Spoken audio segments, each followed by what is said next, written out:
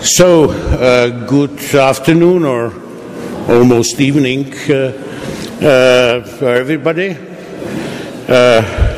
Quite exceptionally, we have organized this other part of the lecture series neither on Tuesday nor on Thursday, but on Monday, because we have to be directed now according to the calendar of our today's guest, and he is visiting Prague as a part of some larger trip across Europe. So, coming just from Rome when he was lecturing at the NATO Defense College on Russian information warfare, and the guest is Steven Pifer.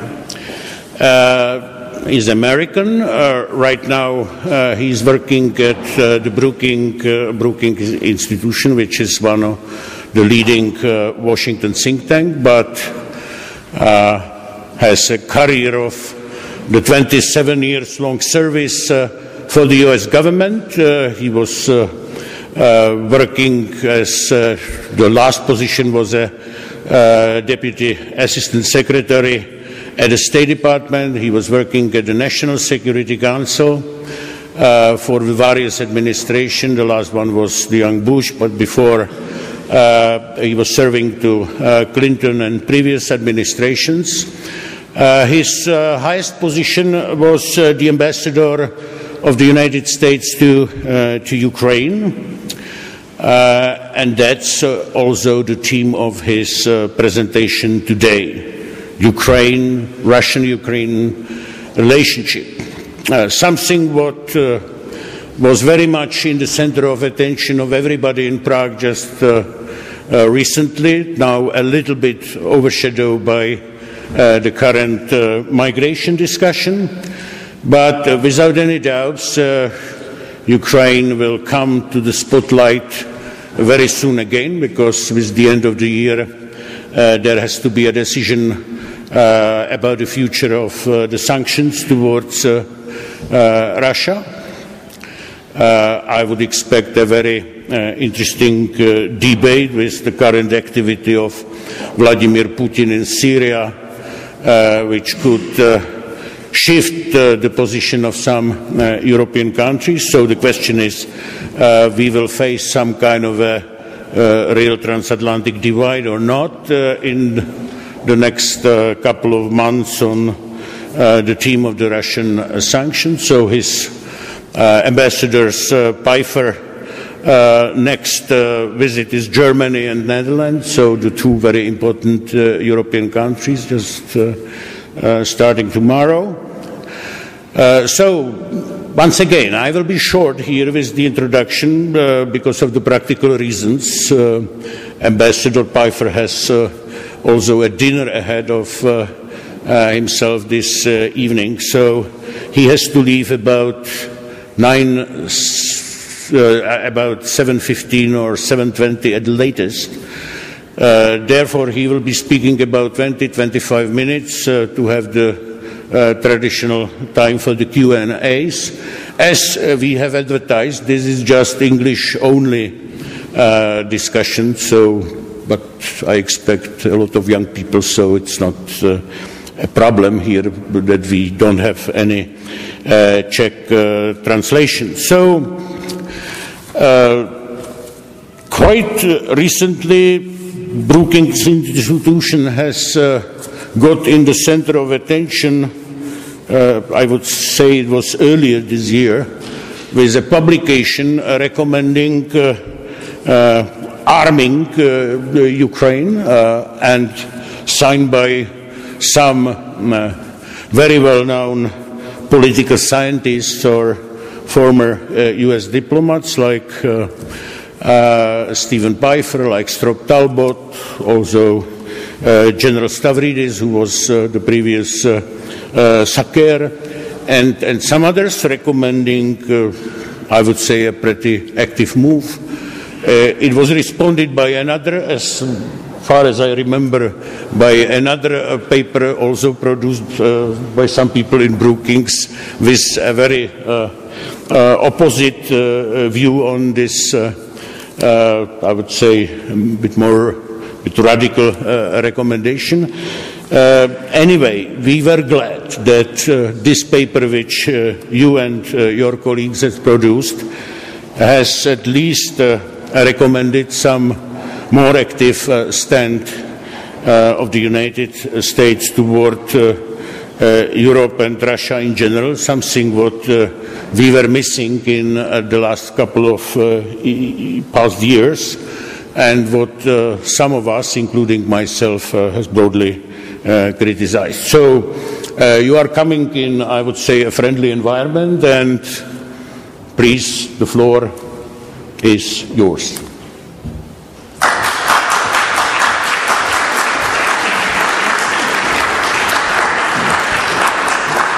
Well, first of all, Ambassador, thank you for the introduction, and thank you for arranging the talk this evening. I will say that's actually one thing that's really fun about Brookings, is we do not have an institutional viewpoint.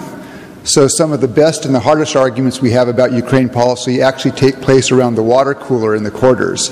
In fact, at one point in February, the back and forth was so intense, the New York Times had an article saying, Brookings is tearing itself apart over arming Ukraine. Strobe Talbot, the president of Brookings, thought this was great. I mean, the fact that we can have all sides, and it makes it a very fun place to work. What I'm going to talk about is Ukraine, Russia, what next? And I want to start off by talking about sort of 5 things I think people know or should know to understand the situation. And then I'll talk about what I think will happen next. And I'll save for the question and answer issues like sanctions, weapons, Western policy. But let me begin with the point of Ukraine being a weak and fragile state. And I'll illustrate this by an anecdote. When I was the ambassador in Kyiv, I used to do theme dinners where I'd choose a topic and I would invite a group of Ukrainians to come to dinner. And one time the topic was national security, and we had some people from the Ukrainian Foreign Ministry, from the Defense Ministry, from the President's Office. We had some parliamentarians who were on the Defense and Security Committees. We had some think tank people and some journalists. And about halfway through the dinner, I said, let me ask a question. What today is the single greatest threat to Ukraine's national security? And there was a pause, and a voice at the left end of the table says, let's see, the single greatest threat to Ukraine's national security, that would be Ukrainians.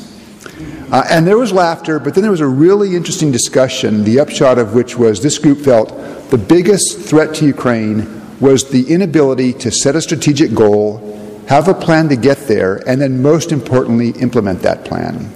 And I think that illustrates the first point I think you have to understand about Ukraine. Ukraine today is in a weak, fragile, vulnerable situation, first and foremost because of bad decisions made by 20 years of Ukraine's leaders. Presidents Kravchuk, Kuchma, Yushchenko, Yanukovych. In some cases, they didn't want to do necessary economic reforms because they feared the political consequences. In some cases, they couldn't get along with the parliament. In some cases, they couldn't get along with their prime minister. In some cases, Viktor Yanukovych being the worst example, they were much more focused on personal greed, corruption. By some accounts, some in Ukraine believe that in his 4 years as president, Mr. Yanukovych stole $10 billion from the state treasury. And that has an impact. The best example I can give is if you take Ukraine and Poland. In 1990, the year before the Soviet Union collapsed, the gross domestic product in the Ukrainian Soviet Socialist Republic and neighboring Poland was about equal. If anything, it was probably a little bit higher in Ukraine.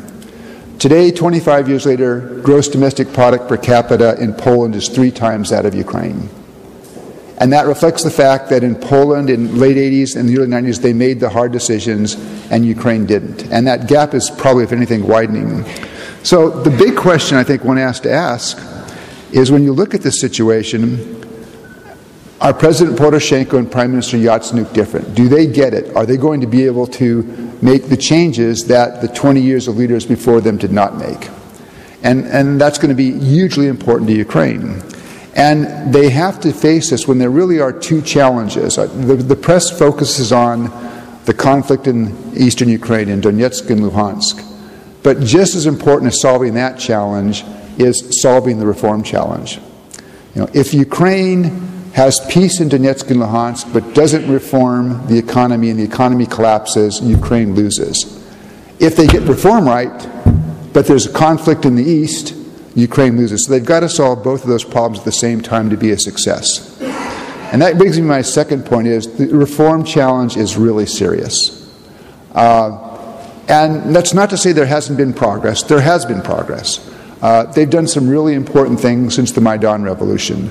Free and fair elections. If you go back to the presidential election in May of 2014, and then a year ago, the parliamentary elections, got good remarks from domestic observers, the Organization for Security and Cooperation in Europe, international monitors as free, fair, competitive, the kind of elections you want to see in a democratic state. And they'll have a chance to show again in this Sunday whether they can do these elections, local elections on a national level. So that's good news. They have by far the most reform-minded cabinet that they've ever had. And it's not a lot of politicians, it's a lot of technocrats, people who don't have political ambitions, they just want to solve things. They've also done important things in terms of reform of the banking sector. They have a budget now which bears a relationship to reality, which you couldn't say about previous budgets. They've made some important steps in terms of reforming the energy sector that will hopefully begin to inject transparency into that sector, which is typically that's been the single greatest source of corruption in Ukraine. So they've done some things, but we have a saying in America, the glass is half full, but it's also half empty. And there's a lot more they need to do. They've got good ministers, but they need to change the culture in the ministries, the bureaucracies, which are still ingrained with the bad old habits and corruption. They've got to move forward on more deregulation to get the government out of the way of business and reduce opportunities for bribes. I mean, there are a lot of regulations in Ukraine that were put in place simply to create a reason for a business to get a license, to create an opportunity for somebody to extract a bribe. They've got to do away with that.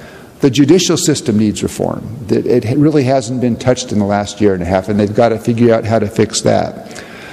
They've got to reduce the political power of the oligarchs. The oligarchs have a role to play as business people, but they've got to find some way to minimize the impact that they have on the political system, because the large presence of oligarchs in the Rada through various groups that they've assembled, that holds Ukraine back. And I think the one thing that they need to do that's most important to the public is there's got to be real action on the anti-corruption front. Ukrainians will say, or the government will say, we have a new anti-corruption bureau, we've passed these new laws. But I was in Kyiv a month ago, and what Ukrainians say is, yeah, but who's going to jail? Who's been fired? We see this deputy minister, his wife has an $800,000 apartment in London, a deputy minister makes $250 a month. How does this happen? And I think until you begin to see people removed from positions that are tried, and very importantly, not just charges against people in the opposing party. It's got to be against everyone who's corrupt. That's going to be a vulnerability for the government. And so the big question is, can Poroshenko and Yatsenyuk do this? I think they understand at one level that they need to change. They've got an awfully big fight to fight, and the political circumstances now are pretty difficult. So that's the second thing. Can they manage this political and economic reform, which is just as important for Ukraine's development as dealing with Russia in the east? The third point I would make is what you're seeing in Donbass has been a Russian war against Ukraine. It's been disguised, it's been hidden, but I think it's pretty clear.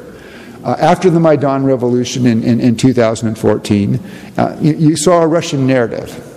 And the Russian narrative, this is neo-fascist, this is a military junta, and there was a little kernel of truth there. I mean, the Russians could point to Prague Sector. Prague Sector is an ultra-right-wing group. I would consider it a neo-fascist group. But Prague Sector was a very small piece of those hundreds of thousands of people in the streets of Kyiv. The Maidan Revolution was not about Prague Sector, it was about something much broader. And so what you've seen, though, is once Yanukovych fled the country, and you had the appointment of an interim prime minister and an interim president, both have made clear that their foreign policy objective, the main goal, was to sign the association agreement with the European Union and draw closer to Europe. You know, that went down badly in Moscow. And so within a couple of days you saw pro-Russian demonstrations in Sevastopol and Crimea, and then you saw the appearance of what Ukrainians call little green men. These were men who, by the way they handled themselves and their weapons, were clearly professional soldiers, very well-trained professional soldiers. They were wearing Russian combat fatigues, but they had no insignia. And on March 3rd or March 4th of 2014, at a press conference, somebody asked President Putin, "Are those Russian soldiers?" He said, "No, they're not Russian soldiers. They're locals." And then the reporter said, "Well, Mr. President, they're wearing Russian uniforms." He says, "Well, you can get those uniforms at any army surplus store anywhere in the post-Soviet space." And the reporter didn't think to ask the logical follow-up question was, well, do you get those armored personnel carriers and tanks in those same surplus stores? But in any case, and then 5 weeks later, within 5 weeks, Putin says, yes, they're Russian soldiers. There's a ceremony in the Kremlin where he presents commendations to the commanders of the operation, and the Russian Ministry of Defense puts out a medallion commemorating Crimea rejoining Russia. So very clear Russian seizure, annexation, using military force. And within 3 weeks after the annexation, you see little green men begin to appear in Donetsk and Luhansk. When I was in Ukraine for 3 years, I visited Donetsk, I went to Kharkiv a lot, Zaporizhzhia, Dnipropetrovsk, Mariupol. And certainly in those parts of Ukraine, there were some differences. There were people there spoke Russian, although in that part of Ukraine, the majority population was still ethnic Ukrainian. And you did not get the sense, and I don't believe that left to their own devices, you'd have seen this kind of conflict break out among Ukrainians on their own. I think it was done with Russian instigation, Russian support, and you saw influxes of Russian weapons and Russian people. In May of 2014, if you looked at the so-called Donetsk People's Republic, the Prime Minister and the Defense Minister both were Russian citizens, both had addresses, home addresses in Moscow. And the Ukrainians have put out a lot of information, and okay, the Ukrainian military intelligence may be suspect here. They may not be unbiased. But if you just look at social media, you see pictures, videos posted by average Ukrainians, average Russians, in some cases Russian soldiers, that show the extent of Russia's military involvement in Ukraine. Pictures such as, well, initially the separatists say, we got all of our heavy equipment, we got our tanks, we captured them from the Ukrainian army. And that might have worked for a couple of weeks, but all of a sudden when you start seeing tanks with configurations, with armor plating, with gun sights that were never in the Ukrainian inventory, that were only in the Russian inventory, it begins to get a little bit thin. And so you've seen a lot of evidence about this. You had Russian soldiers captured. In one case, one Russian major, his driver made a right turn when he should have made a left turn and drove into a Ukrainian army checkpoint with a truck full of weapons and has now been arrested in Kyiv. So you have, I think, this very obvious, well-documented Russian action to provoke the conflict. Now, what's the Russian goal? I think in the case of Crimea, they wanted Crimea. And there's a historical argument they will make for that. But what they're doing in the Donbass, I do not believe that Moscow wants the Donbass. What Moscow is doing is trying to use the Donbass there to pressure and destabilize the government in Kyiv, to make it more difficult for the Ukrainian government to do what it wishes to do in terms of internal reform, and to make it harder for the Ukrainian government to draw closer to the European Union. And Putin, I think, and the Kremlin have a variety of motives for this. One motive is their vision of Russia as a great power. I don't think Vladimir Putin wants to rebuild the Soviet Union because Russia doesn't want to subsidize Ukraine, Kazakhstan, Belarus. But I think what he does want is a sphere of influence, or as President Medvedev said back in 2008, a sphere of privileged interests, and where countries will defer to Moscow. And if Ukraine is implementing an association agreement with the European Union, Ukraine is not going to be in that sphere of influence. A second part of it, I think, is very much anti-NATO. And when you look at the way that President Putin talks about NATO, he almost sees himself in a defensive battle here. Now, his version of NATO is that in the early 1990s, taking advantage of the collapse of the Soviet Union, the United States, Britain, Germany led NATO to an aggressive enlargement of the alliance to bring it to Russia's borders, to threaten Russia. I think that narrative is totally wrong, and in the question and answer I can explain why. But the problem is Putin, I think, has said it so much he believes it. So I think that's driving part of what he's doing in Ukraine. And also an important part of what he's doing in Ukraine is driven by Russian domestic politics. From 2000 to 2008, Vladimir Putin, you'd have Russians who would say, Putin has this implicit social contract with the Russian people, in which he basically says, you're not going to have any political voice, but you will have economic security, a growing economy, and rising living standards. And from 2000 to 2008, largely because of the increase in price of oil, he delivered spectacularly on that. Well, when he came back to the presidency in 2012, I think he understood that the economic situation was going to be different from the 2000s. And the narrative seems to have changed, and what he seems now to use to try to inspire people is Russia is a great power, pushing back against the West, anti-Americanism. And I think that's driving a big part of what you're seeing now in the policy. It also ties into the Russian perception of Ukraine. A lot of Russians don't think of Ukrainians as a separate people. Putin says they're all the same. They think of them as little Russians. And so this idea of pulling Ukraine back towards Russia, bringing Crimea back, plays very well with the Russian domestic audience. And I think there's one other factor here which I personally think is overly paranoid, but I think it's present. And that is, the Kremlin has a fear that Ukraine will succeed.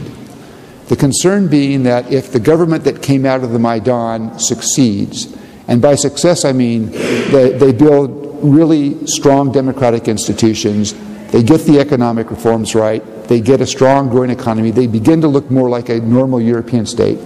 And I say if, because I'm not sure Ukraine can do that, but if they do that, I believe the fear in the Kremlin is that that then becomes a model for Russians. Russian people will ask, if the Ukrainians can do that, why can't we? So part of this, I think, is driving Russia's pressure on Ukraine. Okay, fourth thing that I think to know about is looking at the Minsk II agreement that was brokered by Chancellor Merkel and President Hollande back in February. I think the agreement had some flaws in it, but it's the only agreement on the table. So ideally it would be implemented, but it's going to be hard. Now the good news is that the ceasefire that was supposed to begin at the end of February finally seems to have taken hold in September. But when you look at all of the other requirements of Minsk II, the political arrangements, the economic arrangements, all of which are supposed to be implemented by December 31, it's very hard to see how that agreement is going to be brought into full force. And there are problems in that, the basic end result of the Minsk II agreement should be that Ukraine reestablishes full sovereignty over Donetsk and Luhansk. And you've got the leaders of both Donetsk and Luhansk, or the separatist leaders, saying, we're not prepared to accept that. So it's not clear to me that Minsk II is going to be successful. I think Ukraine should be doing everything it can to implement its part. So at the end of the day, if that agreement fails, it's clear that it's the responsibilities with the Russians. But you have seen no withdrawal of Russian troops from eastern Ukraine, no withdrawal from Russian weapons. As I said, lots of other arrangements are going to be very complicated. And the agreement, one of its flaws is there's no sequencing. So you can already see one fight coming up is the local elections, which will be held next year in the occupied parts of Donetsk and Luhansk. The Ukrainian government said, well, we hold the elections first, then we have the new leaders take office, and then we negotiate special status for Donbass. In Donetsk and Luhansk, they're always saying, no, you negotiate special status first. And that's just, I think, one of the kinds of fights that you're going to see happening. So as much as I would like to see Minsk II succeed in the sense that I think it is the only agreement out there right now, it's very hard analytically to see that happening. And the biggest question is whether what we've seen in the last 7 weeks, the ceasefire, does that reflect a genuine change in policy by Moscow? That Moscow has now decided to use its influence with the separatists, which is huge, to push for a settlement, or is this a tactical shift? I'd like to think it's a real shift, a real change by Moscow, but my guess is it's probably just a tactical change, and I'm waiting to see more evidence on this. Because again, I think Russia still sees value to being able to use the Donbass to pressure the government in Kyiv. And then it goes to my fifth and final point, is it's getting, I think, harder to see a middle ground between Moscow and Kyiv. I mean, ultimately, if you're going to have a settlement, there's got to be a spot where the sides' positions come together. Now, if the Russian goal is, in fact, to deny success to Kyiv, there's no possibility that they're going to come to agreement on that. But what I worry about, though, is I look at what the Russians have articulated as their demands, or what they want to see, and I go back to June, July of 2014. And that was a time when Petro Poroshenko, then newly elected president, was saying things that seemed to respond to Russian concerns. He said, we'll decentralize authority and push some authority down to regional and municipal governments in Donetsk and Luhansk. We'll give special status, official status, to Russian language in those areas that want it. We'll have a Ukraine-Russia-European Union discussion so that we can figure out, as we implement the association agreement between Ukraine and the European Union, how do we ensure that it doesn't have negative impacts on the economic and trade relationship between Ukraine and Russia. On NATO, he said, we're not ready. NATO's a long-term question. We'll take it off the table. And on Crimea, he said that's a question for the longer term as well. There's no indication that the Russians picked up on any of that. In fact, they continue to try to use the Donbass as a way to pressure the government in Kyiv.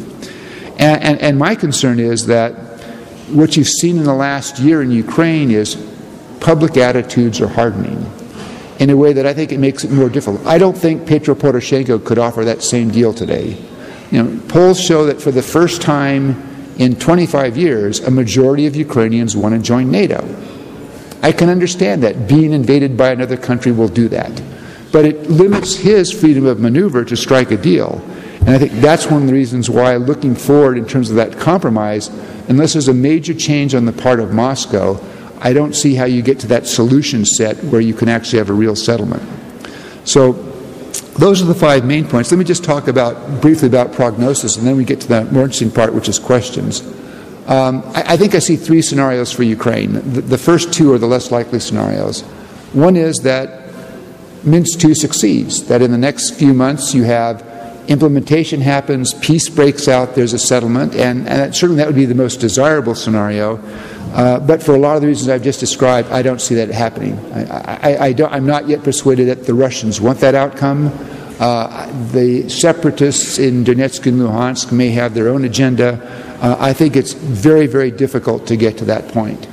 The second scenario is that you have a resumption of major fighting. And here I'm talking about things like August of 2014 or January, February of this year, when you actually had regular Russian military units in Ukraine fighting against regular Ukrainian military units. And I don't think that that's too likely, because at the moment both sides don't want that. First of all, the Ukrainian military and the Ukrainian political leadership, they understand they can't win militarily. They don't have an option of taking the Donbass back because they're not going to be able to beat the Russian army. And at this moment, at least for tactical reasons, the Russians do not appear interested in another major offensive. So, that scenario may not be all that likely, with one caveat, which is, unless there's a real settlement, you can always have an outbreak of major fighting that could even happen just by accident or miscalculation. So we shouldn't be content with that scenario. And that then leads me with my third and most likely scenario, which I think Ukraine, or eastern Ukraine, is unfortunately heading to become another frozen or not so frozen conflict. Where you have its status, it remains an issue for the near to medium term out. And that's a risky scenario because, again, it's a scenario in which things can go badly. A frozen conflict can become unfrozen very, very quickly, particularly if the Russians decide to ratchet up pressure. But it also may be an outcome because at this point, I'm not sure either side really wants the Donbass. The Russians clearly don't. They've made no indication that they want to annex it or somehow bring it into Russia. And I think the Ukrainians at this point, because of the economic costs, may well be content. I mean, I don't think they're prepared to take economic responsibility, particularly when they don't have a restoration of sovereignty. I mean, they don't want to, for example, ship money into eastern Ukraine to pay pensions when they find out what happened last year was the separatists were taking 40% as a tax. So at this point, it may well be a frozen conflict in which both sides are kind of prepared to accept that as sort of the worst of the options. Now, I think what that means for the West is, the West is going to have to come up with a strategy that we can sustain for quite some time. It's going to be a strategy that aims or should aim to change the calculation in Moscow and get Moscow to move into a situation where they are looking for a genuine political settlement, which I don't believe at this point has happened. And that strategy will be a combination of things. There'll be a combination of deterrence, that's a NATO function, again, to make sure that the Russians don't get bad ideas about what they might do in, say, the Baltic states. It's going to be have a constrained peace, which would be building up states like Ukraine, Moldova, and Georgia, so they are less susceptible to Russian interference. And then I would also argue constraint requires keeping the sanctions on until, as Chancellor Merkel says, Minsk II is fully implemented. And then the last piece is engagement, but making clear that there is a path that the West is prepared to work with Russia and Ukraine to find a win-win solution, but that's only going to be possible if the Russians are prepared to accept a solution that allows Ukraine to achieve certain minimum requirements. So at that point, why don't I stop, and I'd be happy to take questions.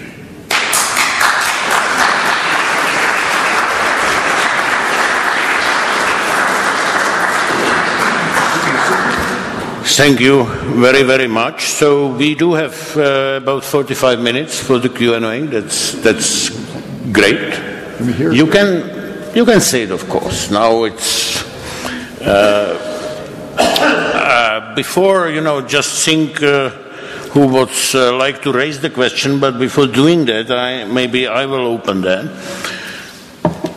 I do agree with your analysis. It was, in fact, a perfect, in-depth analysis of the development in the Ukraine. I even share your view that the most likely scenario is the frozen conflict. But it was something what I was missing, and I know you are not working for the U.S. government anymore, but what is the interest of the United States and what would be the policy of the United States. And look, you were enumerating the goals of Russia, take Crimea, destabilize Kiev government or deny Ukraine a success story, the domestic policy in Russia, so this kind of a fear that the success in Kiev can transform into an anti-Putin movement in Moscow. But beyond all that, those are all, I think, correct assessment of the Russian goals. There is also, I would say, a goal of the Russia, to be again, and you mentioned that strong great power, so it's challenging United States. If I want to be a strong power, I would be challenging the stronger power, and that's the United States. And what they are doing anywhere where is the vacuum. They did it in Ukraine, in Georgia, and right now they are doing this in the Middle East. And it's, I think, a direct consequence of your partial withdrawal from the policy in the Middle East. So, Russia is a nuclear power, and where are the United States? And what, at least if you can make your personal assessment, what you would expect from your own government to do. Well, and I actually get this question in the United States, why should America care about Ukraine? I mean, I care about it. I spent 3 years there, but, for somebody who didn't spend time living there, why should Americans care? And I usually give, I think there are three parts to the answer to that question. First of all, if you look at the last 25 years, when it's come to really important foreign policy questions, getting rid of Ukraine's nuclear weapons, pulling out of, at one point Ukraine was involved in the Bushehr nuclear power plant in Iran, getting them out of that, and then providing troops to the stabilization force in Iraq. Ukraine said yes to American requests, and I think that deserves a certain amount of consideration. The second one, and I should qualify it by saying I was personally involved in negotiation of the Budapest Memorandum, but one of the key points that got Ukraine to give up in 1994 what was the world's third largest nuclear arsenal, 2,000 strategic nuclear weapons targetable at the United States, was the Budapest Memorandum, in which the United States, Russia, Britain committed to respect Ukraine's sovereignty, territorial integrity, its independence, and committed not to use force against Ukraine. Russia has violated all of those commitments, and I think that imposes a certain obligation on the United States to respond. The way I think of the Budapest Memorandum, we wrote Ukraine a check in 1994, hoping and thinking they would never have to cash it. Now I think we have to pay up, and we have to remember that for the George H.W. Bush administration and the Clinton administration, getting rid of the nuclear weapons was a really big deal. So I think there's a commitment there, and that's an area where I would be critical of the Obama administration in two ways. One is they have not cast enough of their response in terms of commitments under the Budapest Memorandum, which to my mind answers the question, why do we care? We care because we made it a commitment, and the United States delivers on its commitments. The second criticism is I think they have done some things, but I think Washington should, in terms of the Budapest Memorandum, be doing more in terms of both financial assistance and also military assistance. The third point why I care is not really a Ukraine-specific point, but it is if you look at what Russia has done in terms of the seizure of Crimea and military force in Donbass, Russia has violated what I think we not only in the United States but in Europe believed was the cardinal rule of the European security order going back to the Helsinki Final Act in 1975, which is you do not use military force to change borders or to take territory. And the rationale, I would argue, for pushing back harder in Ukraine against Russia is because I do not want Moscow to come away from this experience believing that these are acceptable tactics, because I worry that they might try them elsewhere. And I don't think it's a high probability event that little green men show up in eastern Estonia, but it's not a zero probability event. 3 years ago I would have said that's something we don't have to worry about. And you don't want Russia to think that these kind of tactics can be used elsewhere, because they might try it in some place where we don't have a security assurance, we have a security guarantee. You mentioned Budapest Memorandum from 1994, something what was signed by the Russians, British, and the Americans. And Russia has violated it. So, when this has happened, I was thinking, what should be the reaction? And naturally, the first what has come to my mind was that there is a symmetrical assurance to the Russians, which was provided them during the first round of the first real round of the NATO enlargement after the end of the Cold War. This is 3-no policy, which was the assurance of the allies, including US and UK, that certain military arsenal would not be deployed, for example, in Estonia. Wouldn't be, proper response that said to make an announcement by United States and the UK that because this first memorandum has been violated, we are no more binded by this second memorandum? Would it be proper response, or would it be too tough? I would actually argue against that response. NATO made two commitments back in 1997. One was called the 3 no's, where NATO said there is no intention, no plan, no requirement to place NATO nuclear weapons on the territory of new members. And at the same time, NATO also said in the current and foreseeable security circumstances, NATO has no requirement for permanent stationing of substantial combat forces on the territory of new NATO members. I would stick with the 3 nuclear no's, in part because, and there have been some suggestions from some of my non-governmental colleagues in Washington that we should respond by moving American nuclear weapons, F-16 jets and nuclear bombs to Poland. I think that would be unwise for three or four reasons. One is it's expensive to build the infrastructure for security of nuclear weapons. Second, if you were to place the weapons in Poland as opposed to their current locations, which according to the Federation of American Scientists is Germany, Netherlands, Belgium, Italy, and Turkey, you put those weapons much closer to Russia and you make them more vulnerable to a preemptive attack. So nuclear weapons in Poland, for example, an Iskandar rocket based in Kaliningrad can cover 2/3 of Poland and has about a 7-minute flight time. So you put the weapons at risk. Third point is this would be provocative to the Russians. Now, given Russian behavior, I don't worry too much about being provocative to the Russians, but this would be really, really provocative. This would be on the scale of the Soviets putting nuclear missiles in Cuba in 1962. And the fourth reason, I think, is the United States came to NATO and said, we're going to put some nuclear weapons in Poland. My guess is a good number of allies would say, are you guys out of your minds? So other than it's expensive, it makes the weapons at risk, it is really provocative, and it would, I think, cause a split with the NATO. It's a perfectly fine idea. What I would focus on instead, though, is on the conventional presence. And I know there was a debate in NATO, should NATO do away with the commitment on no permanent stationing? And I gather there's no consensus to change that, but in fact, when NATO discussed this, there actually was an internal understanding of what that threshold would be for substantial. NATO can put a lot more into the Baltic states and Poland and still be well under that. Right now, the United States has small units, about 150 troops each in each of the 3 Baltic states and Poland. What I would like to see is a combined NATO unit, maybe a battalion of 300 to 600 troops in each of those countries. But I would emphasize playing to NATO's strength right now, which is still in conventional forces, and be doing things to bolster the conventional presence in places like the Baltics and Poland. Because I think that would be useful both for assurance and deterrence.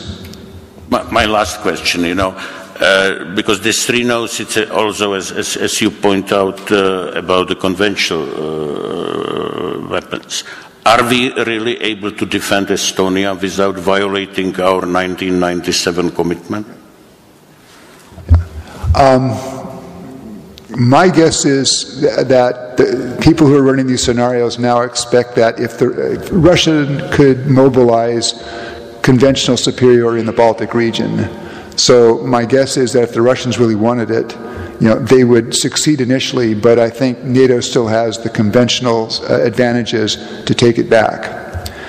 What I would like to do, again, is to see a larger conventional presence now in those places to make sure that the Russians understand that going into Estonia or Latvia would indeed trigger that kind of conventional response, and at the end of the day that they would lose. You want to deter them. I think NATO has made progress since the summit in Wales. But I think NATO can still do more, and I hope that in the run-up to the Warsaw Summit next year, the alliance will be looking at things like broadening the conventional presence, perhaps pre-positioning some more American heavy equipment in Germany and in Central Europe, things like that, to basically bolster the conventional force presence. And I think NATO can do a lot of that without having to touch the 1997 commitment, because again, when NATO talked about what would be substantial, that number was actually quite high. Okay, so I see many hands, so those 2 women in front. Thank you. My name is Veronika Valdová. I'm from company RTZO, and I've got a couple of questions for you.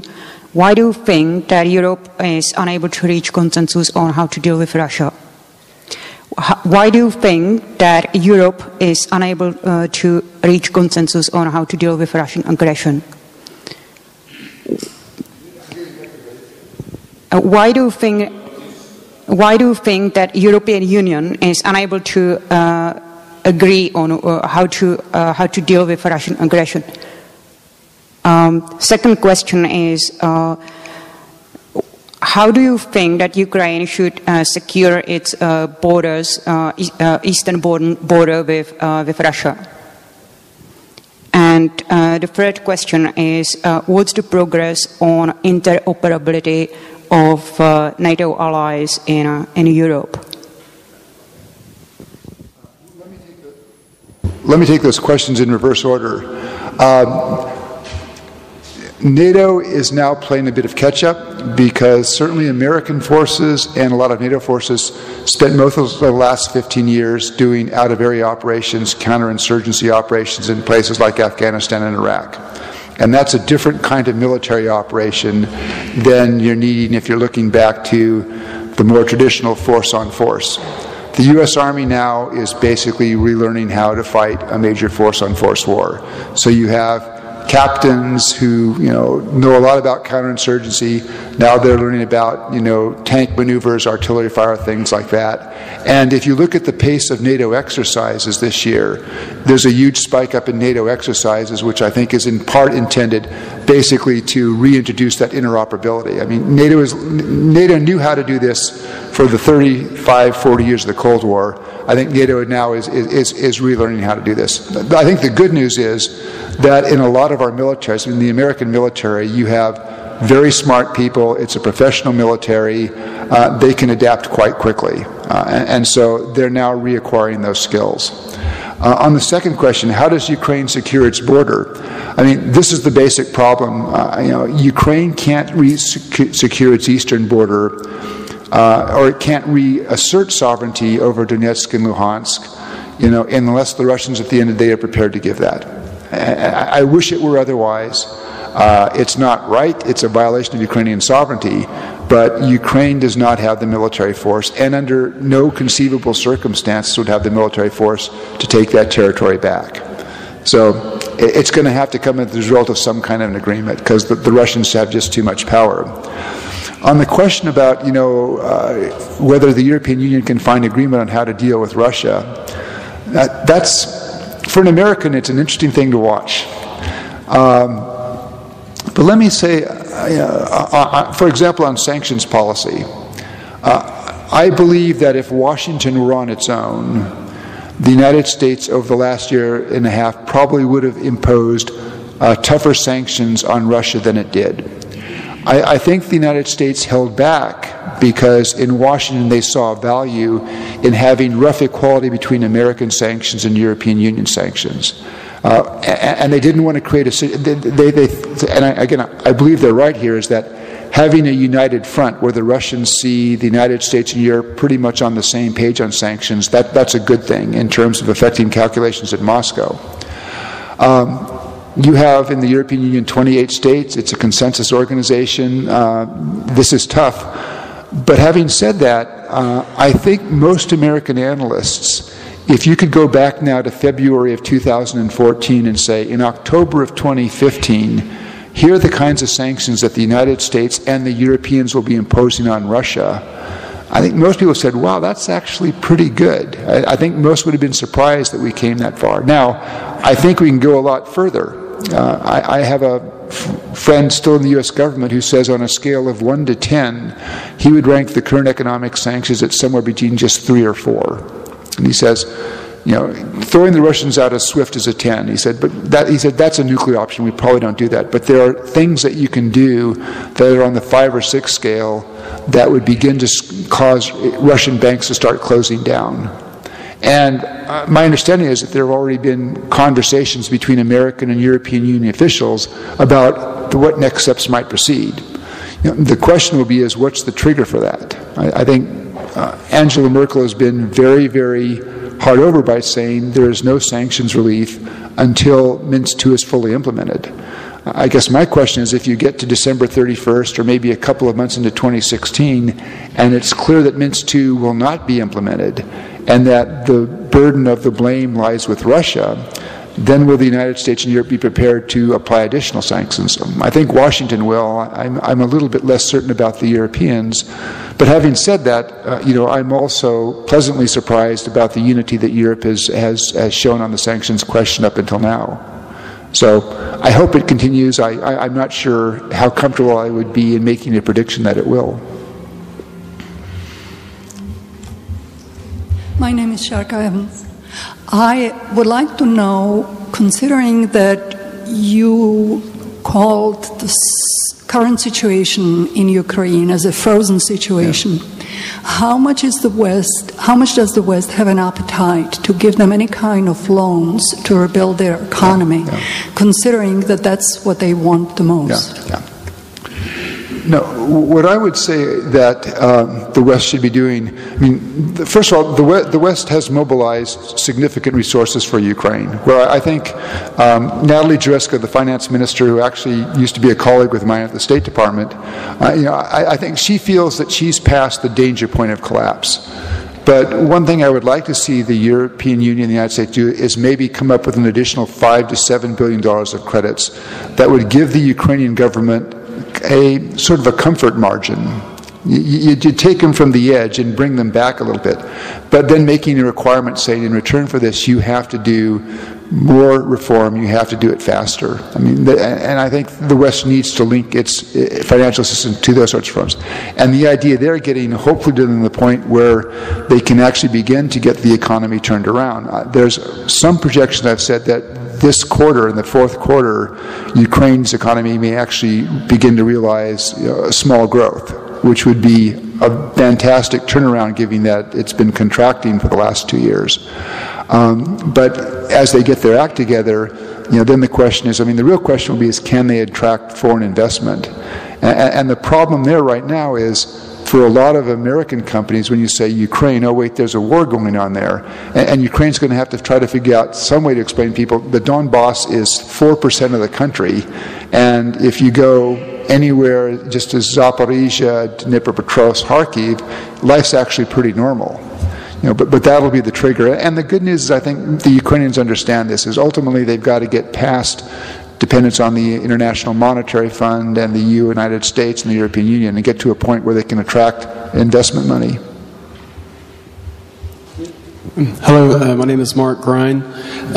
In your opening remarks, you talked about the Brookings Institute and the paper that generated a lot of water cooler disagreements. Can you just speak a little about the pros and the cons for aggressively arming the rebels and the Ukrainian government, army, whatever? Yeah.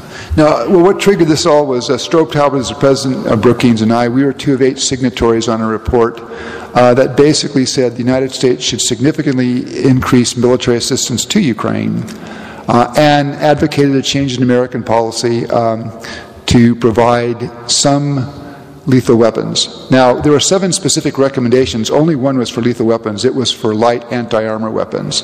And this was based on conversations that we had with the Ukrainian military in Kyiv, but also we went out to Kramatorsk, which is the Ukrainian field headquarters. And happily, we had a retired 4-star general with us, an American general, who could actually tell us, I mean, I'm from the diplomatic world, but could tell us, are these reasonable requests? And we were very clear in the report. We said the objective is not to give the Ukrainian army the ability to beat the Russians, because we can't do that. But what we want to do is allow the Ukrainians to be able to make offensive operations for the Russians more expensive. And if you can drive the costs up, then, and you can, if you take away the easy military option for Russia, that increases the chance that you may actually get a real negotiation. So it was really about bolstering deterrence. So that report came out in early February. One of our colleagues basically said, no, this is not going to work. The Russians will escalate. And I acknowledge that there's a possibility the Russians would escalate. But where I pushed back on that is, one, if there's going to be escalation, the consequences fall mainly on the Ukrainians. What the Ukrainians were telling us, and what I know the Ukrainians were telling the U.S. government is, give us these additional assistance, give us these weapons, we'll face that risk. The other point, though, is I think people sometimes assume that escalation is very easy for the Russians, and certainly they have the capability to escalate. But most of the scenarios for escalation, I think, require much higher use of Russian regular forces in eastern Ukraine. And that has, I think, 2 risks for the Russians. One is that it might trigger additional economic sanctions. And I believe that if you look over the last year and a half, the Russians are sensitive to that. They don't like the economic sanctions. But second, it also runs the risk of additional Russian casualties. And one of the things that's really fascinating to me is, even now, despite huge amounts of evidence, the Russian government denies it has its military in Ukraine, and it denies that soldiers are dying in Ukraine. You have things like burials at night, burials in the field, families getting remains returned saying, your son was killed in a training accident, and the family talks to some of his colleagues, no, he died in a tank battle outside of Donetsk. My wife knows somebody in Moscow whose son lost a leg in eastern Ukraine, and he's been told, if you publicly talk about this, you will lose your pension. So that suggests to me that the Kremlin is very nervous about casualties. I don't think Vladimir Putin cares that much about dead Russian soldiers, but I do think he cares about what it does to the public support for his government and public support for the campaign in Ukraine. So escalation is a possibility, but I don't think it's as easy as some suggest. So that was one battle. The other argument that we have, which I have to admit I don't have the best answer for, is some people will say sanctions won't work, that at the end of the day Vladimir Putin is going to appeal to the Russian people and say, the West is pressuring us, we're a great country, we can't tolerate this, we just have to accept this. And I think Putin has done that in the near term, and with some effect. But what I wonder in my own mind is if we in the West can stay united, if we can keep the sanctions on until there really is a settlement, and that may take months, it may even take a couple of years, at some point, do Russians begin to say, wait a minute, not only is my standard of living not increasing, it's getting worse. My purchasing power is going down. Inflation is up. In 2010 and 2011, 2012, I could go skiing in Austria in the winter and go to Turkey, and I can't do that now because I can't afford it. Do you get some dissatisfaction among the population? And does Putin then react to that? I think there's still that chance. So I would argue, and have argued numerous times in the quarters of Brookings, that sanctions should be continued and perhaps even intensified. And I guess my last point about sanctions is what the Russians have done in Ukraine is sufficiently egregious that there has to be a Western reaction. One of the things I think we found in the West is we didn't have good options. Sanctions is probably about the best tool that we have. And so I would argue, even if at the end of the day we don't think sanctions will work in terms of changing the political calculus, it's important to show Russia that this kind of behavior is not acceptable. The fear being that if the Russians we don't want the Russians to conclude this is an acceptable thing, we can get away with it at low cost, because then they may be tempted to try it somewhere else. I haven't yet won the argument in Brookings, but I'm working on it. Thank you for your talk. Matthew Kwazaborski with the Fund for American Studies. This is more about the political question. On the 31st of August, we had a lot of civil unrest in Ukraine based upon the decentralization bill that was put into play, but it wasn't voted upon. Yep. I believe now my question for you is, when will this go to Parliament? Because I think it needs about 300 votes to pass. Yeah. B, what do you think the consequences will be if it does not pass? And what do you think the consequences will be on civil society if it does pass? Yeah, thank you. Okay. Well, let me break my answer down into two pieces. One is Ukraine badly needs to decentralize.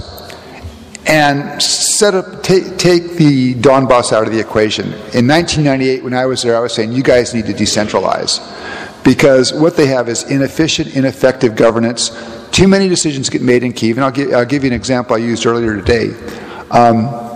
In early 2013, there was a meeting of the cabinet of ministers, the full cabinet of the government of Ukraine, to discuss a bridge project in Kyiv. It went for 3.5 hours. Now, what a huge waste of their time. That should have been an issue for the Kyiv city government or the Kyiv Oblast. So pushing authority down makes sense because it means more accountable governance, more efficient. There's a lot of things that can be decided at the oblast level or the municipal level much more effectively than Kyiv. So decentralization is something that they ought to do irrespective of the Donbass. But you're right, the constitutional change in Ukraine, you have to have one vote by simple majority, which happened on August 31st. The second vote to actually change the Constitution, and this law would enable decentralization, has to win with a vote of 300, the constitutional majority. And I think that's going to be tough. Now, I don't think it's impossible, but it's going to be hard for Petro Poroshenko, the president, to get those 300 votes, particularly because one of the 5 parties in the pro-government coalition left the coalition over this question. And part of it is because in the minds of, I think, some in Ukraine's political elite, decentralization has become tied into, if we decentralize, it's a concession to the separatists and the Russians. And again, they ought to make the argument, no, this is something that we're doing simply because it's the right thing to have a more European style of democracy. But the question will be, can they get those 300 votes? And we'll see how good Poroshenko's political skills on that one. If it doesn't happen, then I think one of the problems that Ukraine has is that will be seen as a failure on Ukraine's part to take steps to implement the Minsk II agreement. And as I've been telling Ukrainians for the last 5 months, Kyiv should be doing everything it can to implement Minsk II, so that when the West says Minsk II has failed, all the blame goes on the Russians and the separatists. Do you think there'll be a reaction within the civil society, though, if it's passed and not passed? We'll have to see on that. I mean, this is something I think that civil society wants to see because, again, for those people who were out in the Maidan who wanted a more normal government, having authority come down to the local level, where if you're unhappy about that bridge they built, you can vote the mayor out as opposed to the president. It just makes sense in terms of political authority. So I think civil society will support this. The question will be: can Poroshenko mobilize civil society to work with him to get those 300 votes? And we'll have to see on that one. Good evening, sir. My name is František Novotný. I would like to ask you pretty directly, considering that Vladimir Putin is now, let's say, calling the shots in Syria, do you think there's a possibility Russia could, so to say, make a deal with the West, with the United States? Thank you. Yeah, no, I've actually had a number of Ukrainian correspondents pose the question exactly like that. And the concern in Kyiv is that Russia will do something in Syria that the West will say, oh, that's great. And then somehow the West will then put more pressure on Ukraine or cut its support for Ukraine. I don't see that connection, because what the Russians are doing in Syria, has been condemned in Washington, London, Berlin, Paris, Rome, in Ankara by the Saudis. So I don't see the good thing that Russia does in Syria that suddenly makes the West want to compensate by giving in something on Ukraine. The only way it seems to me that Russia's actions in Syria would be a positive would be if Russia would do what they say they are doing, but which they are not, which is devote their military actions, their military airstrikes against the Islamic State. They say they're doing that, but everything I see says they hit Islamic State a couple of times, but they're mostly concentrating their airstrikes to protect and preserve the Assad regime. Now, if the Russians were prepared to target the Islamic State, you might see some basis for cooperation, but there's been no evidence that the Russians wish to do that. And so I don't see a kind of a trade-off between Syria and Ukraine. Now, the one thing that may benefit the Ukrainians is, although the Russians say, and I think that they mean this, it's going to be airstrikes only, that they're not going to go within ground forces. They've actually begun to hedge a little bit. A week and a half ago, a member of the Duma said, well, we're going to send volunteers. And Dmitry Peskov, who's the spokesman for Putin, the next day said, well, no, we're not sending volunteers, no volunteers for a ground force. But then he said, but if some Russians want to go to help an ally, we have no legal way to stop them. So he basically said the door is open for volunteers. This is a way to get on a slippery slope. I remember the American experience in Vietnam. In 1961, we had, I think, 3,000 advisors. That's all we're going to do.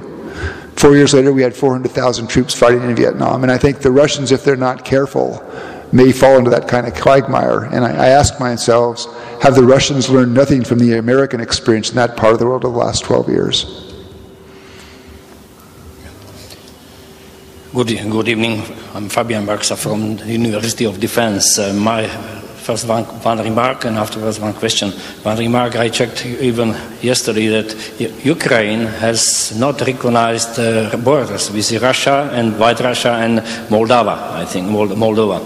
it is not so easy to protect or to regain borders that are not officially recognized. And my question is concerning the Ukrainian society. I think that there are facts that Ukrainian society is not, Ukrainian nation is not mature enough. There are some sicknesses or sickness of childhood, let's say. They are deeply divided because part of Ukrainian society would like to belong to Russia, another part to Poland, another part to another kind of another countries. And I think my question is that what would the European Union do? How to assist Ukrainian society to pass very quickly this childhood? Thank you. I'm actually, I guess I have a different view. When I was in Kyiv about a year ago, a Ukrainian told me, he said, you know, Vladimir Putin has succeeded where centuries of Ukrainian nationalists have failed. You know, he's actually built a Ukrainian national identity in this country. And then he said, and it's anti-Russian. It was interesting, he said, and I said, anti-Russian or anti-Putin? He goes, no, it's anti-Russian. He says, Ukrainians are mad at Russians because the Russians have done nothing to stop Putin from what he's doing. So I actually, and certainly my experience there, and I'll tell you, when I was there in January, in preparing this report, we went out, we took the train to Dnipropetrovsk, and then we drove from Dnipropetrovsk out to Kramatorsk in the northern Donetsk Oblast. You know, I mean, if you'd normally looked at a map of Ukraine and you'd say, well, are there some ethnic Russian population? Where do they speak Russian? It's Dnipropetrovsk, Kramatorsk. That's the area. The most striking thing to me on that drive was whenever we passed through a little village, the number of Ukrainian flags that you saw flying. Blue and yellow fences, blue and yellow side markers. And that led me to the conclusion that this sense of nationalism is not just in the west and the center, but it's actually extending into the eastern part of the Ukraine. So I think there is an attitude there now that certainly we didn't see when I was there in the 90s. And it's a little bit worrisome because there's a generation of Ukrainians now who I believe detest Russians. And at some point, Ukraine and Russia the geography is not going to change. They're going to be neighbors. But there's a lot of, I think, anger in Ukraine over what the Russians have done. And I'm not sure Putin fully appreciates and understands that.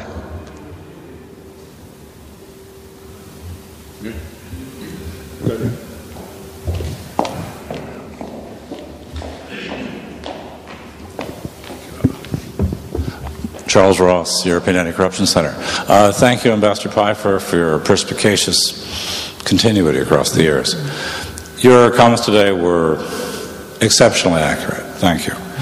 And I'd like to thank Sasha Vondra and the American Center and the Embassy and, of course, the Brookings Institution for making it possible for your visit.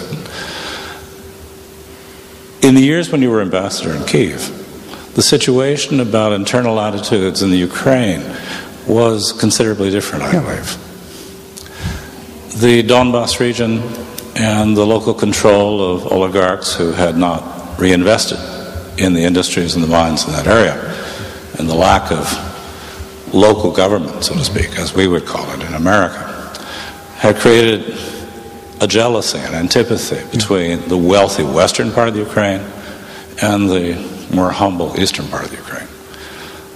Today, as we look at reinvestment in Ukraine and the need for Western investment across the next 30 years, I'd like to hear your thoughts on what's necessary both to support the Ukrainian government in making more transparent and helping them to clean up the mess, which starts locally, it's not just in Kyiv, and with a view towards attracting international investment, what can be done to make the future investment opportunities for Ukraine more interesting?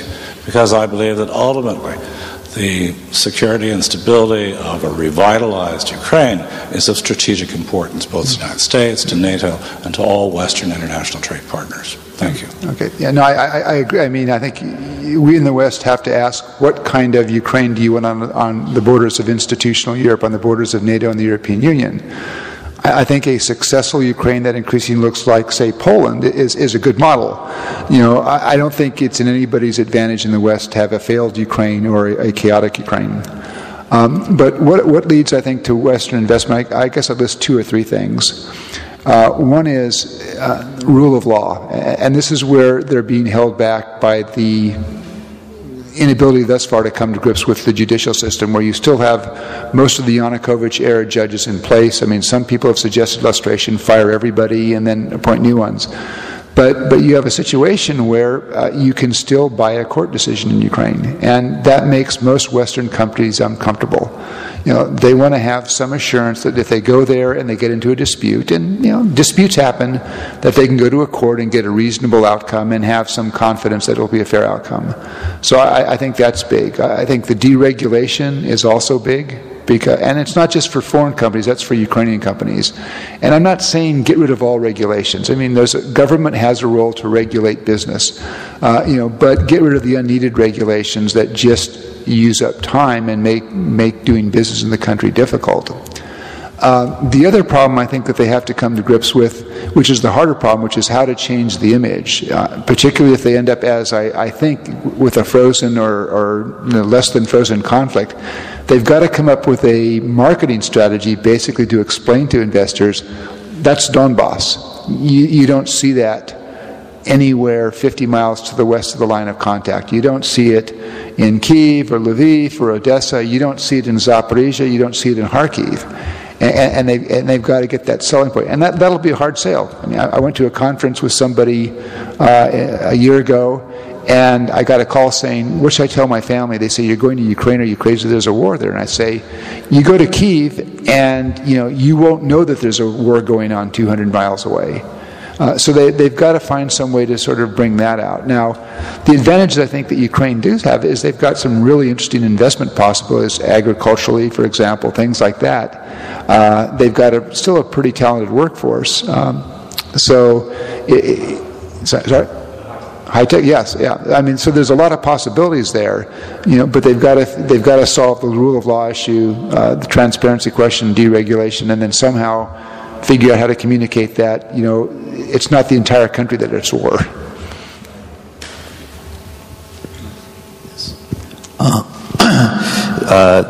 Bosrevard, Dutch Embassy.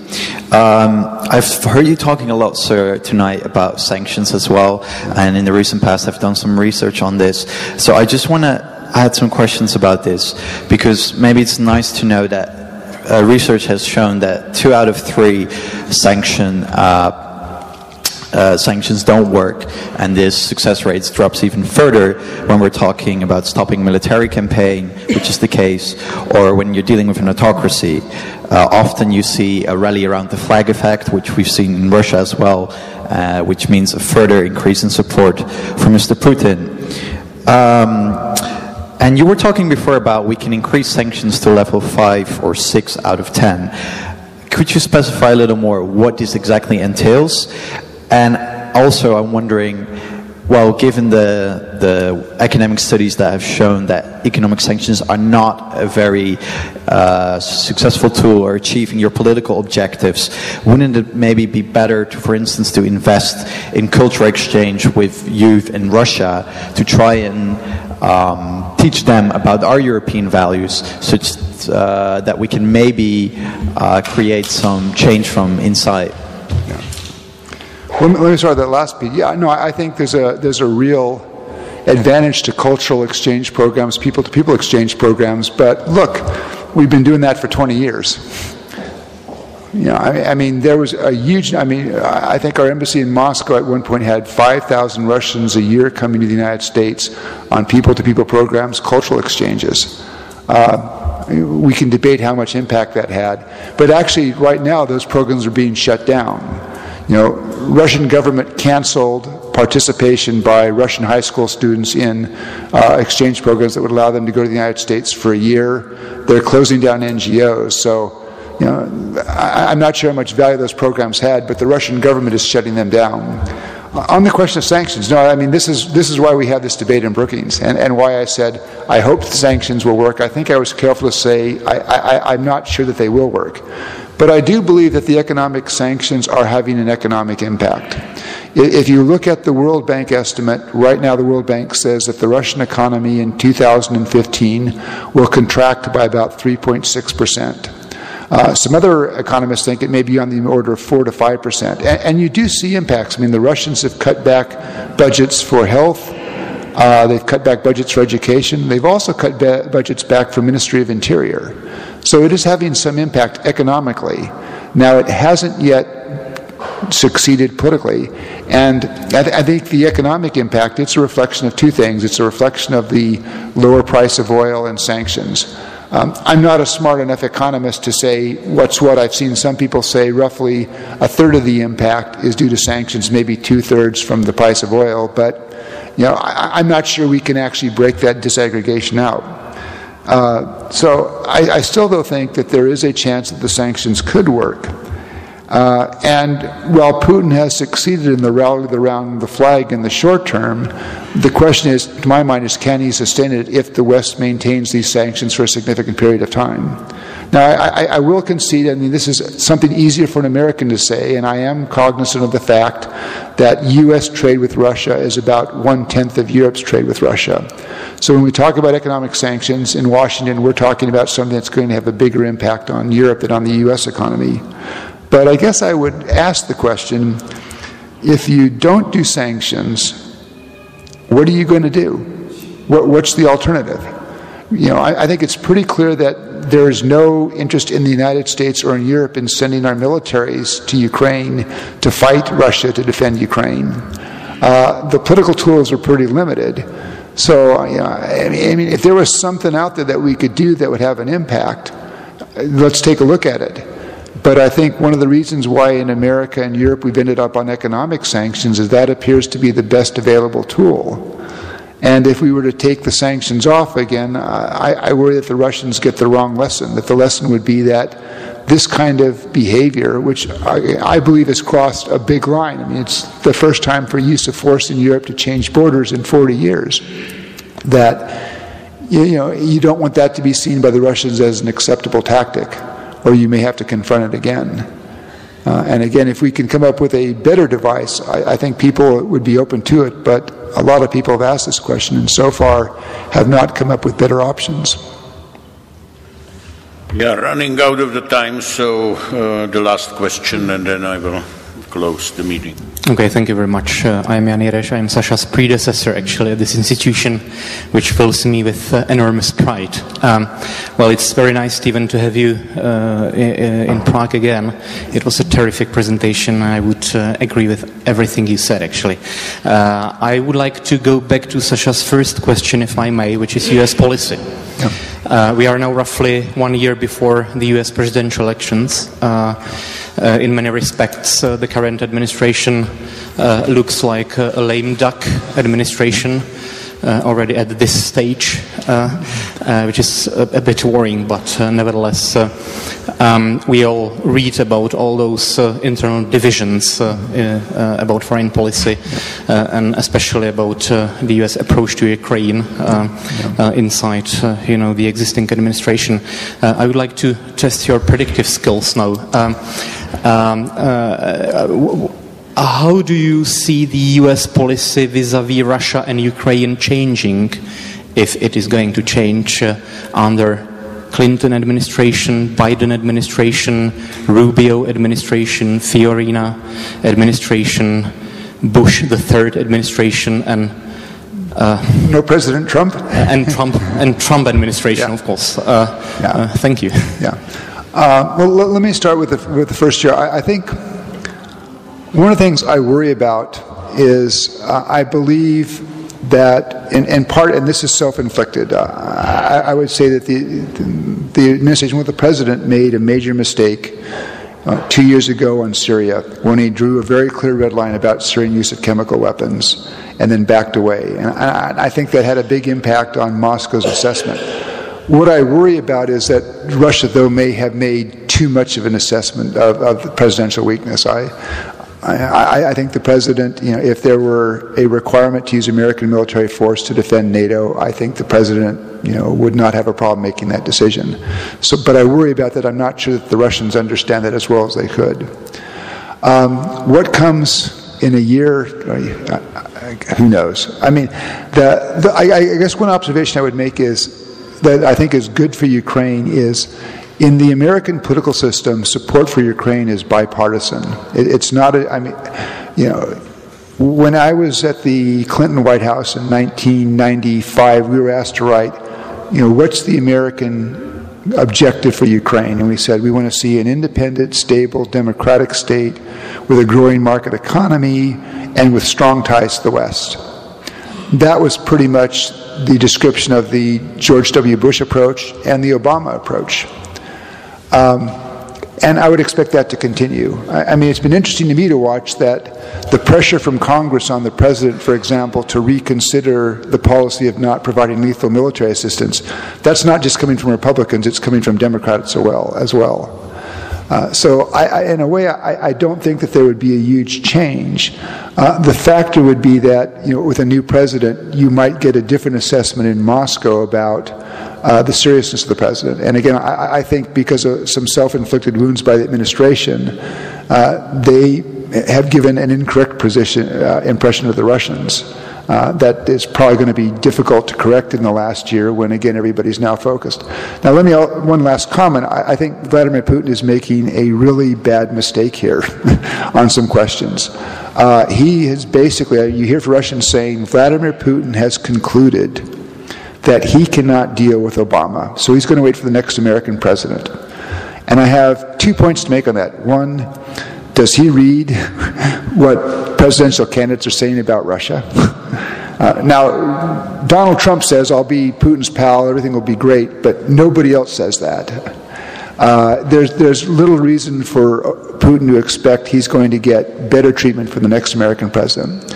The second point is, you know, Putin should know this because he did it before. In 2000, the United States and President Clinton were trying to persuade President Putin, who'd been in office for 5 months, to agree to negotiate a change to the Treaty on Anti-Ballistic Missiles. Basically to allow, instead of 100 or 200 interceptors, and some more flexibility as to location. And in the spring of 2000, Putin said, no, I'm not going to do this, I'll wait for the next guy. He waited for the next guy, he got George W. Bush. Virtually one of the first initiatives of George W. Bush was to withdraw from the ABM Treaty. So it comes, I wonder, I mean, you know, Putin's been down this path before. You know, he may be making a mistake that, you know, he's made once before, but, you know, we may not be able to save him from that. Okay, thank you very much. So let me make just one announcement and then, of course, the final words.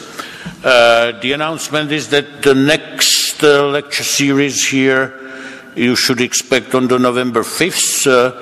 It will not be about the US or Ukraine or Middle East. It will be about China. And we will have a special guest, Dr. Mikhail Rashka, who is a Czech by origin, but he's now working at the University of Singapore, and he will tell us something about how Chinese are doing their warfare right now.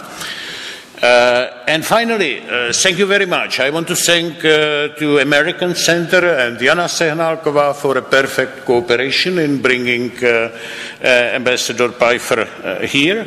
I want to thank everybody, you know, including you, for your smart question, and most of all, give a warm welcome or warm thank you to our guests. You were fantastic, Ambassador Steven Pifer. Thank you very much.